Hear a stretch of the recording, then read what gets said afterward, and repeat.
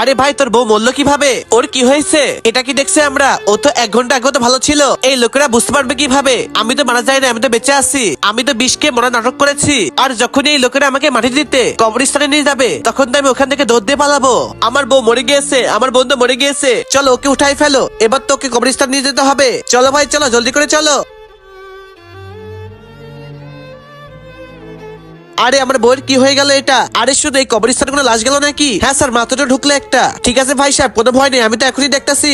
ওই থামো তোমরা, এই মেয়েটাকে তোমরা জলদি করে নিচে নামাও, জলদি করে নামাও। আরে স্যার কি হলো, ওকে নামালেন কেন এখানে? আরে তোর তো জেল হবে, তোর বই তো আমাকে ফোন দিয়ে এখানে ডেকেছে।